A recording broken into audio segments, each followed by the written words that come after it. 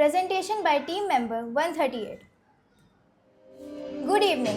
I'm Sanya. Welcome to tonight's edition of News Launcher. We have a packed show for you. But first, let's take a look at the headlines first. Headlines: Delhi scams unfolds. Government tightens controls. Sensex soars high. Test match and weather report. The Indian cricket team at Faisalabad was able to save the match due to the brilliant knock by Dravid and MS Dhoni. The Master Blaster scored 14 and only. Irfan Pathan with his 90 run proved him as a brilliant all-rounder and match saver. Let's take a look at the weather report. Our weather expert Ritesh is here to give us the weather report. Thank you, Sanya. A cold wave is affecting several parts of the country, with the temperature dropping as low as 2 to 3 degrees in the north. In the south, the temperatures are ranging from 15 to 25 degrees. It's a good idea to stay warm and bundle up, and some rains are predicted in the coastal regions of Tamil Nadu. That's all from my side. Over to you, Sanya. Thanks, Ritesh. Now let's know about the Telgi scam. Telgi scam is one of the biggest financial scandals in India. A mastermind behind it was Abdul Karim Telgi, who scammed many innocent people. I invested all my savings in a property that turned out to be built on fake stamp papers. I have lost everything. My business was ruined. I couldn't recover my loss and I had to shut down my company. I was a government employee who was falsely accused of being involved in the scam, and my reputation was tarnished and I lost my job.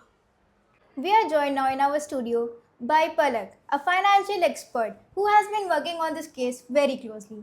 Palak, thanks for being with us tonight. Thank you for having me. The Telgi scam is a classic case of how corruption and greed can lead to massive financial losses. It's a lesson for all of us on the importance of transparency and accountability.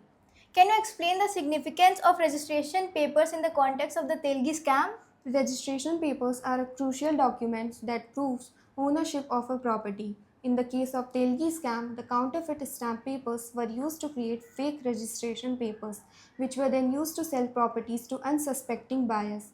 By making these registration papers essential, the government is essentially validating the ownership of these properties, which is a significant relief to those affected. And what about the government's decision to make the registration papers legal? While a decision may bring relief to those affected, it also raises concern about integrity of the system. It is essential to ensure that such scams don't happen again in the future. You see, Telgi manipulated the authorities to buy an old printing machine from the Nasik government printing press. How is this possible? Actually, the government printing press auctions the old machines. After some years, by dismantling them as scrap, Telgi manipulated the authorities and the machine sold were dismantled. I hope viewers can understand that these papers are genuinely printed on genuine machine and government cannot detect any difference between the fake and real. Viewers, I would like to add here that Telgi, the mastermind, was a poor fruit seller who had lost his father at a very early age and was imprisoned for 3 years. We also spoke to a government spokesperson who outlined the government's work. Here's what he had to say. The government is committed to ensuring that such a scam doesn't happen again. So we are implementing that number of measures, including digitization to your stamp papers. Transparency is the process in which striker get falls in with which they are involved in the scam. Once a poor fruits vendor who had lost his father at a very early age turned out to be the biggest scammer. Viewers, as we continue this story, I want to hear from you all. What are your thoughts? Kindly email us at newslauncher@gmail.com or visit any of our website. Thank you for having us tonight. Thank you for watching News Nation. Goodbye for now. Meet me again on News Launcher.